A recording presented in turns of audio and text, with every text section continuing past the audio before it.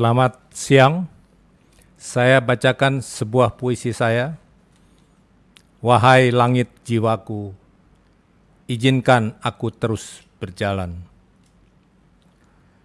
Selalu saja terasa indah setiap kali pagiku tiba. Melihat embun menitik di jendela, merasa masih punya biang lala yang menyentuh semua senja di saat-saat mengingat pohonku. Menyayangi daun-daunmu, suatu hari aku akan merindukanmu. Izinkan aku masih duduk di sini, memandang awan menyebut namamu. Alangkah sejahtera samudra, tempat dulu perahuku terkatung sendiri, waktunya kini angin menepi, melipat layar hidupku.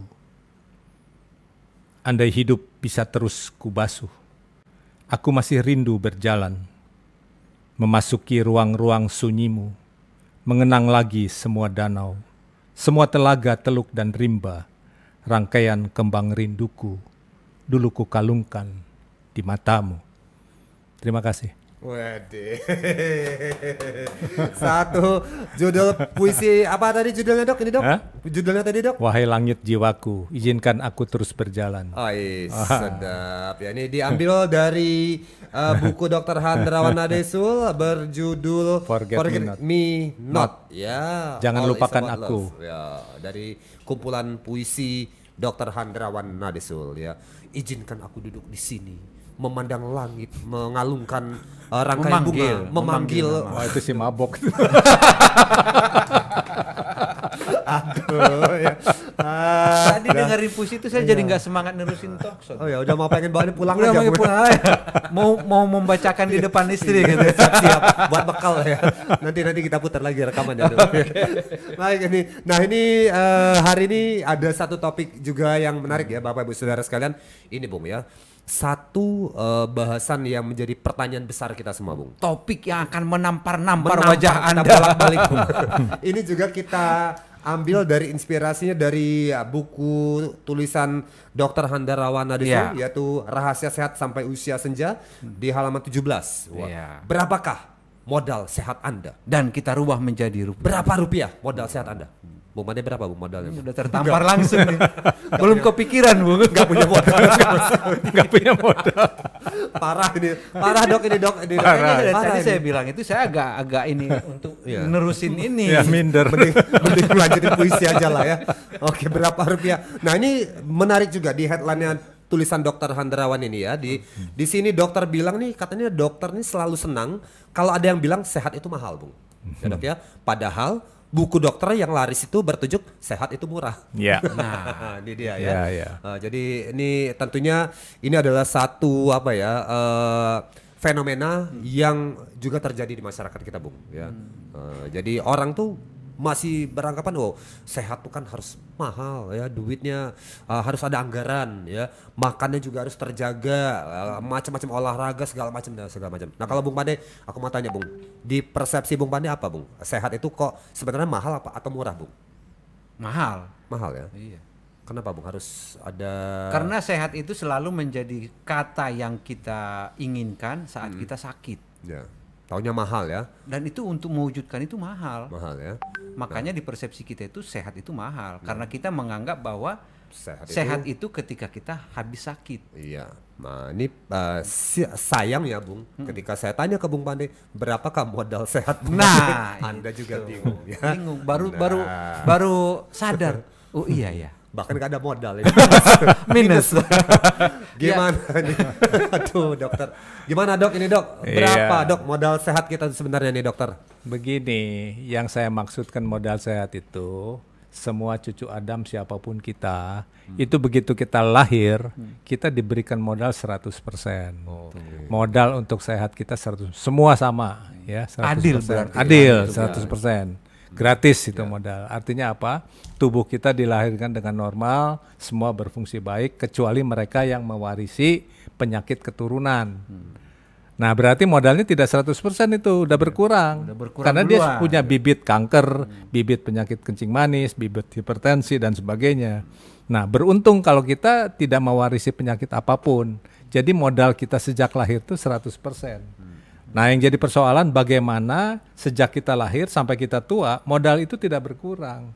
Kita kan harus berbisnis. Bagaimana semua modal itu tetap 100%. Nah, bisnisnya itu apa? Ya upaya. Artinya waktu kita masih di kandungan, ya, ibu kita betul enggak merawat kita. Kalau kita dirawat cukup, makannya protein, vitamin cukup, ya, kita utuh, ya, akan lahir sebagai anak yang ideal, normal. Ya, katakanlah anak yang lahir berat badan 3 kilo tanpa cacat, tanpa gangguan apapun dan dia tidak membawa bibit penyakit, itu satu tahap bahwa dia masih membawa modal 100% sejak dilahirkan. Nah, setelah dia dibesarkan oleh ibunya, apakah diberikan ASI? Karena ASI sampai hari ini itu makanan paling berkualitas dan tidak ada saingan dengan susu formula apapun. Jadi keputusan ibu untuk memberikan kita ASI itu penting supaya modal sehat kita tetap 100%. Kenapa? Kalau kita tidak diberikan ASI, kita sakit-sakitan. Kita diare, kita kena infeksi dan sebagainya karena kekebalan yang dibangun oleh susu formula tidak sebaik kekebalan yang dibangun oleh ASI. Itu maksudnya modal itu akan dipertahankan 100%. Kalau kita setelah dibesarkan kita sakit-sakitan, badan jadi kurus, kurang gizi, itu menurun. Modalnya tidak 100%. Nah, apa maksud saya mengatakan bahwa sejak kecil sampai kita hari ini modal itu 100% supaya kita akan tetap selamat sampai akhir hayat kita. Itu maksudnya. Jadi konsep 100% itu 100% dipertahankan, kita jangan sakit, kita jangan ada gangguan organ apapun, ya. Bahkan kalau kita mewarisi kanker, ya, diabetes atau apapun, tidak harus manifest kalau kita bisa kendalikan. Sehingga tubuh kita tidak dirongrong oleh penyakit apapun. Jadi itu ibarat, tetap 100%. Ibarat baru beli kendaraan baru, ya masih tetap baru ya, jadi ya kilometer masih 0, semua underdeal masih baru, bagus gitu Bung ya. Jadi itu data tergantung perawatan toh, sampai mungkin berapa puluh tahun pun mobil itu masih berfungsi baik. Itu maksud dari konsep modal sehat kita dipertahankan sampai akhir hayat. Nah, konsepnya apa? Bahwa yang paling setia bersama kita sampai akhir hayat bukan suami, bukan istri, bukan anak, bukan orang tua, bukan juga pemerintah, adalah tubuh kita. Kita melupakan itu. Jadi tubuh kita harus kita sayangi, harus kita rawat supaya kita memang lebih memungkinkan untuk mengulur umur. Maaf kalau saya katakan bahwa umur bukan satu-satunya yang harus ditentukan di atas. Agama mengatakan itu. Umur sudah ditentukan seolah determination. Seolah orang ini kamu 80 tahun, kamu tuh tidak. Dunia kedokteran melihat itu lain. Yang gampang saja sekarang ditemukan stem cell. Orang yang sebelum ada stem cell, kalau spare part tubuhnya sudah rusak, kan nggak bisa diganti, mati. Tapi dengan adanya stem cell, jantung bisa diganti, hati bisa diganti, semua bisa diganti, bisa diulur. Jadi artinya apa? Kembali bahwa yang dikatakan takdir kamu umur berapa, itu sebetulnya makna dari takdir itu ikhtiar paling optimal, mati-matian, ujungnya adalah takdir. Kalau kita tidak berikhtiar, ilmu kedokteran tidak berkembang, ya itu bukan takdir, kita belum berusaha. Jadi makanya itu setiap 5 tahun umur harapan hidup satu negara itu bertambah, artinya bukan Tuhan menambahkan, tapi ikhtiar manusia sehingga dulu bangsa Indonesia itu 60 tahun rata-rata, sekarang sudah 70 tahun. Apakah ditambahkan oleh Tuhan? Tidak. Ikhtiar manusia, perkembangan teknologi dan ilmu kedokteran memungkinkan orang mengulur umur. Jadi jangan berhenti determination, sudah kehendak yang di atas, tidak. Ilmu kedokteran tidak berhenti di situ. Kayaknya itu maksudnya. Kayaknya Dokter Handarawan juga cocok jadi ustadz juga. Oh hampir. Tausiah mengenai usia ya dan umur ini ngepas ini ya. Baik. Oke, gimana Bung Made? Sudah paham ya bahwa tadi ya modal sehat tadi yang dimaksud adalah dari lahir tuh kita tuh lahir sempurna, sehat, masih dalam kondisi segar bugar, dan ini yang kita harus jaga Bung, jangan sampai ada sakit atau apa yang macam-macam Bung Made. Kalau enggak berkurang terus tadi itu nilainya tadi 100% jadi 90, 80. Nah Bung Made kayaknya saya lihat ini udah 50 tinggal 50% kayaknya Bung Made. Iya, dan terus terang ini tidak kita sadari Tidak disadari. sebenarnya gitu ya. Walaupun kita seringkali disampaikan bahwa manusia itu dilahirkan dengan kondisi yang sama gitu ya, dengan tadi yang disampaikan kalau dari sisi kesehatan sebenarnya punya modal yang sama dari sisi kesehatan, kecuali tadi ada penyakit-penyakit yang memang bawaan orang tua. Jadi modalnya udah diambil orang tua sebagian gitu ya. Udah berkurang duluan gitu. Apakah itu karena ada penyakit tertentu, apa saat di kandungan mungkin tidak mendapatkan nilai gizi ataupun gizi yang baik. Dan tentu ini menjadi pembahasan yang menarik menurut saya, karena ini menyadarkan kita bahwa untuk mempertahankan sehat itu ada konsekuensi, ada hal yang harus kita lakukan. Bahkan di sini ditulis juga, Bung, ya dalam bab Dr. Handrawan ini mengenai berapa modal sehat Anda, ada satu bab dengan judul fetal programming. Fetal ya. Fetal tuh mudigah. Ya. Bayi muda. Nah, ini di sini dibilang bahwa sebenarnya manusia itu sebenarnya justru bisa di-set, Bung. Di-set sebelum lahir itu udah bisa diatur ya, Dok ya. Supaya tadi bisa maksimal lahir dengan sempurna dengan kondisi 100% ini. Nah, ini bisa dokter jabarkan ini maksudnya fetal programming ini apa? Iya, jadi memprogram ya. Jadi bayi yang kita kandung itu pertama lebih jauh dari itu kita mau anak perempuan, anak laki-laki itu bisa secara ilmu kedokteran sudah dimungkinkan. Ya. Jadi di masyarakat kan gosipnya kalau pengen anak laki-laki naik di kiri turun di kanan itu biskota itu. Apa sih, Dok, naik di kiri turun di kanan gimana, Dok? Itu tidak. Kalau enggak busway, Bu. Ada sekarang itu busway yang kita masuk di kanan, nanti turunnya di kiri karena beda halte. Iya. Nah, jadi secara kasar sebetulnya kalau pengen anak laki-laki, pihak istri, pihak ibu itu harus lebih banyak makan hewani, protein hewani, daging-dagingan, ikan-ikanan, telur dan sebagainya.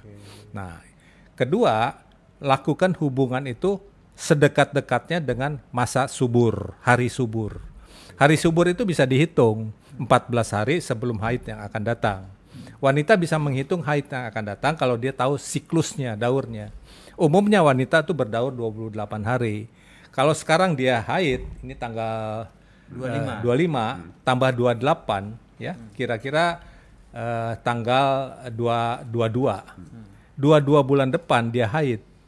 Nah, 22 dikurangi 14 itu hari subur dia. Jadi berarti tanggal 8. Tanggal 8 itu hari subur dia. Jadi kalau pengen anak laki-laki, bapak ini harus cuti hari itu. Oh, ngapain, Dok? Ya itu melakukan pura-pura tidak tahu lagi. Gempur habis gitu ya, Dok ya. Gempur habis. Kalau perlu bisa dihitung jam dengan mengukur suhu di sini, kenaikan suhu. Nah, bapak itu sudah buka celana. Tepat sekali jamnya. Nah, ini yang dimaksud salah satu untuk dapat anak bisa laki-laki program. Luar Ya. biasa. Nah, itu seperti itu. Baik. Nah, kalau di luar itu kita melakukan jauh di luar hari subur, ya, dan ibunya harus banyak makan sayur, anaknya perempuan. Karena memang secara jujur saja untuk menciptakan anak laki-laki lebih sukar. Karena spermatozoa yang jadi anak laki-laki itu ringkih dan kalah kalau itu kan berkejaran. Gesit. Gesit, dia kurang gesit. Nah, makanya banyak saat ini ya jumlah penduduk wanita lebih banyak, Bung, daripada laki-laki, Bung. Tadi, Dok, karena peluangnya tadi. Oh tidak, sebetulnya secara rasio sih sama ya. Cuma setelah dia lahir, nah itu banyak yang susut yang laki-laki. Stres seperti Anda kayak gitu.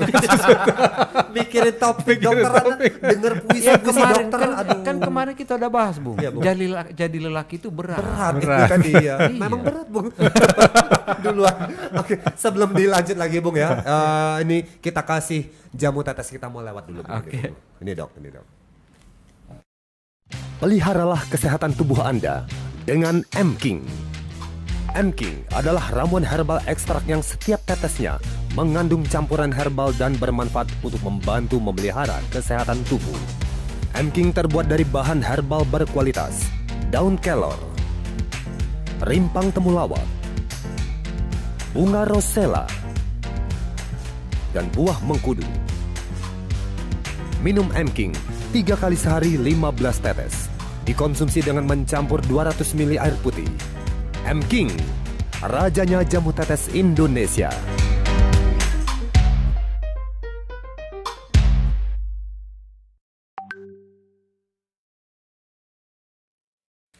Melanjutkan lagi dialog kita. Hari ini masih bareng dokter legendaris Indonesia, Dr. Handrawan Nadesul ya Bapak Ibu ya. Hari ini bahasan kita nih apa nih Bung Pande? Berapa rupiah modal sehat Anda? Nah ya, yang lagi dengar pasti langsung mikir ini berapa ya gitu ya. Bahkan tadi ada yang mulai juga nggak ada modal sama sekali. Bung pikir nanti ternyata dimaksud sama dokter tadi, ketika kita lahir modal kita tuh udah penuh Bung ya, 100% dalam kondisi sehat dan sebagainya ya. Tadi udah dibahas juga sama dokter. Nah tadi bahkan di sini bisa di-set Bung, keturunan kita tuh bisa di-set dari kita programming ya. Makanya disebut ini ada salah satu bab tulisan dokter adalah vital programming, bahwa untuk bayi laki-laki perempuan pun bisa diprogram oleh bapak ibunya. Salah satu contoh tadi dokter menyarankan dengan banyak makan daging. Kalau pengen anak laki-laki ya. Nah kalau yang perempuan banyak makan sayur ya. Nah Bung Pande ini kayaknya makannya daging nih kayaknya waktu anak, karena anak pertama laki-laki, betul gitu Bung? Ya udah lupa ya. Udah lupa makanannya lupa ya, ingat buatnya aja gitu ya. Baik, di bab vital programming nih dokter juga bilang di sini kalau pengen menghindari salah satunya kanker, ini juga bisa disiapkan dengan memilih pasangan yang tidak memiliki gen itu juga misalnya. Ini padahal udah cinta berat gimana nih dok? Ya itu biasa saya berikan pada bina pranikah ya. Jadi susahnya terutama generasi sekarang itu dalam memilih pasangan itu sebetulnya harus diberikan clue ya, diberikan petunjuk ya. Jadi artinya kita baru nembak setelah kita yakin bahwa dia cocok secara biologis dengan kita. Yang terjadi kan tidak. Anak sekarang kan bintangmu apa? Cocok nggak sama bintang Scorpio? Sionya apa? Nah itu nggak penting-penting amat. Kalau dia punya gen kencing manis dan kita juga ada, ya terpaksa jangan putus. Jadi sebelum nembak, makanya kalau sebelumnya kan tidak sakit putusnya. Nah biasanya kan kalau gula Jawa sudah serasa coklat, nah itu kalau cinta kan sudah. Wah, nah seperti itu. Nah jadi kalau sama-sama punya gen jelek ya, terutama yang ada darah satu garis turunan darah, itu akan menghasilkan keturunan yang jelek ya. Jadi artinya semakin jauh ya rasnya, semakin jauh sukunya itu semakin bagus. Nah dalam hal kanker ya itu terutama kalau ada bibit kanker dari garis turunan orang tua ya mestinya kita juga ada ya. Jangan jadi ketemu. Contohnya gini dok, misalnya ya anak saya misalnya pengen menikah dengan seorang perempuan atau saya lah gitu ya. Jadi saya harus kawin lagi dong. Misalnya kalau kita mundur, berarti kita cek dulu nih. Oh bapaknya ini ada sakit kanker enggak gitu ya. Ibunya ada sakit kanker enggak gitu ya. Oh ternyata ada. Atau dia punya diabetes. Oh ada. Berarti batal nih. Iya. Enggak usah. Jangan dilanjutkan. Aduh ya. Padahal modal udah keluar banyak nih dok. Stop ini udah, ganti cari yang lain. Kan cek lagi. Di ungkapan Sunda ada memeh hentep intip heula. Sebelum kamu hinggap, kamu intip dulu. Kalau ibunya gemuk, ya kamu harus sudah siap. Nanti dia akan gemuk. Ibunya ada urat sini, varises, anaknya akan varises. Harus terima. Ya itu sih secara secara umum gitu ya. Estetis. Tapi dalam hal turunan ya talasemia misalnya. Saya sudah bicara tentang penyakit darah talasemia. Itu kan kalau kita punya bibit, pasangan punya bibit, lahirnya anak talasemia. Bibit kita minor, artinya kita tidak menderita talasemia. Tapi kalau diperiksa darah, ada bibit. Anda tidak menderita talasemia, tapi Anda punya bibit. Pasangan Anda punya bibit, jangan kawin. Kalau kawin ketemu, anaknya pasti menderita talasemia. Dan itu umurnya nggak sampai remaja, meninggal. Kalaupun tertolong kan ribet sekali, harus transfusi darah terus setiap bulan, repot. Dan kualitas hidupnya pasti tidak 100% modalnya. Dan tadi modal hidupnya tadi tidak ya 100%. Bukan 100, lahirnya nanti ya bisa jadi cuma 80. Betul. Ini bisa kalau modalnya udah ya? kecil, berarti kan untuk mengulur umur lebih panjang lebih susah. Karena modalnya udah susut. Artinya modal berkurang itu umur kita nggak bisa ditarik lebih ulur, nggak bisa optimal. karena dia sudah punya kelemahan dan kelemahan terjadi kalau dia kecelakaan misalnya. Nah ini safety first di Indonesia jadi pokok masalah. Karena apa? Mendahulukan keamanan itu susah. Ibu menggandeng anak pinggir jalan, di jalan raya. Anaknya yang di tengah jalan, ibunya yang di pinggir. Itu kan ketentuannya tidak begitu. Ketika buku pelajaran pendidikan kesehatan dari TK sudah diajarkan menggandeng anak itu, anak di bagian dalam, ibu bagian tengah. Menyeberang jalan. Nah di Indonesia kecelakaan itu sudah membunuh secara alami, jadi tersisih ya, apa yang kita sebut secara alami sudah tersingkir, yang tidak berpendidikan, yang tidak mampu, matinya lebih banyak. Masih kecil udah mati. Ya itu yang saya maksud modal sehat itu. Ya kan cara menyeberang saja tidak diberitahu kan. Masih kecil menyeberang jalan aja udah nggak tahu caranya, sehingga resiko untuk mati karena tertabrak lebih besar. Sudah gitu traffic di Indonesia kan ada peringatan, nasib orang di pinggir jalan itu sama dengan nasib anjing. Jadi kemungkinan resiko meninggal sama di Indonesia. Nah apalagi kalau tidak dibekali pendidikan bagaimana aman di jalan. Namanya pendidikan safety first. Nah di luar negeri pendidikan sekolah itu ada safety first. Kamu menyeberang begini caranya. Kamu berjalan lalu lintas begini caranya. Supaya tidak kecelakaan. Di sini bukan saja itu tidak ada, tapi banyak bagian-bagian dari bangunan apapun yang tidak aman. Lantai licin di luar negeri pakai peringatan, hati-hati lantai licin. Karena dengan licin itu kita patah tulang. Kalau patah tulang dari kecil modal berkurang. Kalau patah hati kan nggak apa-apa. Tinggal nulis puisi dong, bikin kayak Dokter Handrawan. Nah kecelakaan saja sudah merenggut sekian banyak.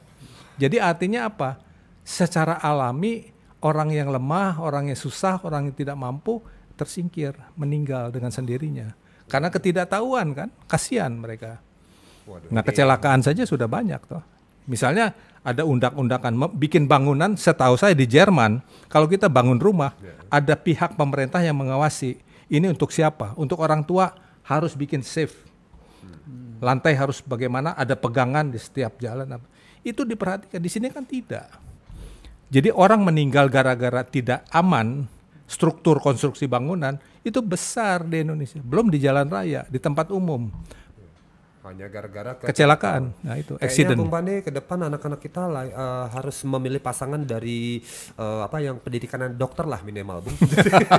Punya pengetahuan yang bagus ya. Jadi ya harapan hidup ya, modal hidup ya paling nggak 100% plus lah ini, Bung. Ya jadi di sini juga kita ingatkan berarti kepada pendengar kita bahwa modal hidup modal sehat yang kita maksud tidak hanya langsung diasosiasikan dengan rupiah.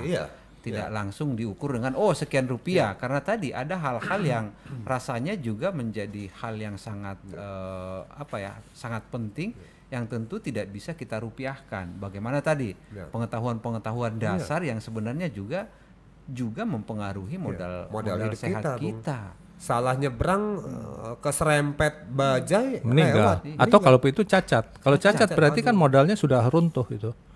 Modal sehatnya, dia lumpuh. Atau dia kena polio karena ibunya tidak memberikan vaksinasi. Itu kan jadi modalnya kan berkurang, hanya hal yang kecil yang sebetulnya tidak perlu terjadi. Termasuk ya pendidikan bagaimana makan yang baik. Nah di pendidikan di luar negeri, anak kecil itu kan saya sudah sampaikan, makan dengan kepala bukan dengan hati. Jadi dia mikir ini sehat enggak, ini baik atau tidak, ini aman atau tidak. Di kita kan tidak. Nah itu kalau kita makan melebihi kebutuhan, anak itu jadi gemuk. Nah gemuk itu jadi bom waktu di mana-mana dunia. Dan di sini kan konsepnya, mindsetnya kalau gemuk itu makmur, ya. Kalau kurus itu nggak bonafit. Nah itu kan salah konsepnya. Jadi setelah lulus sarjana bekerja makan, balas dendam. Waktu kecil susah makan, sekarang makan ayam 3, 4, udang 1 kilo. Nah itu kan karena gemuk itu kan katanya bonafit ya. Makmur, kemakmuran ya. Itu konsep yang salah. Kedua, waktu di kandungan, ibu juga tidak tahu bahwa ibu makan cukup 1/3 kali lipat. Tapi ibu menganggapnya ada 2 makhluk, berarti 2 tubuh, makannya 2 kali lipat. Anak lebih besar dari 3 kilo.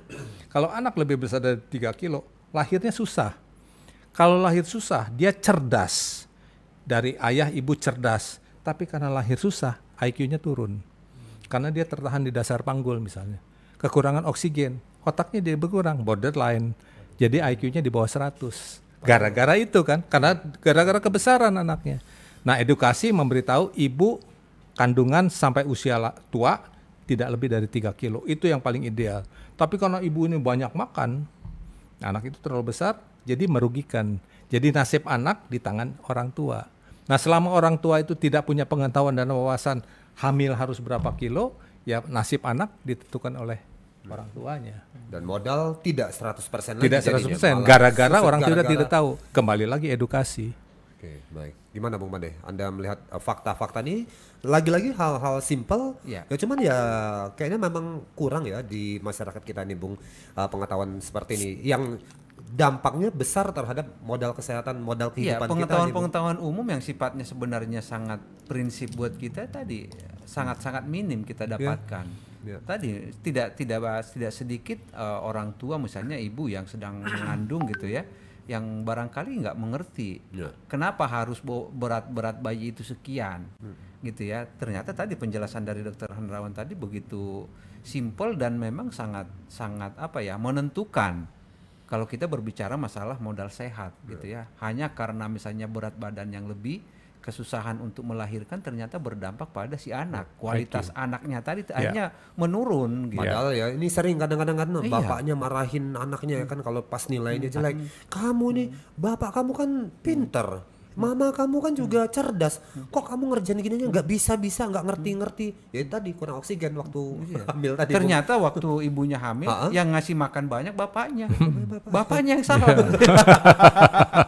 Hal ya tadi ya sederhana ya, cuman tidak diketahui dan tidak dipahami ya.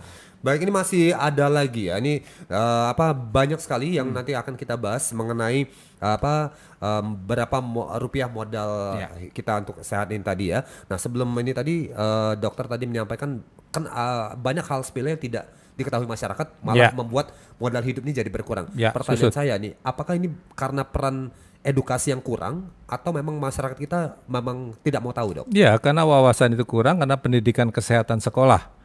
Jadi pendidikan kesehatan itu menjadi pokok kenapa sukar mengatasi masalah kesehatan di Indonesia, karena awalnya memang masyarakat kita lahir dari pendidikan kesehatan yang salah.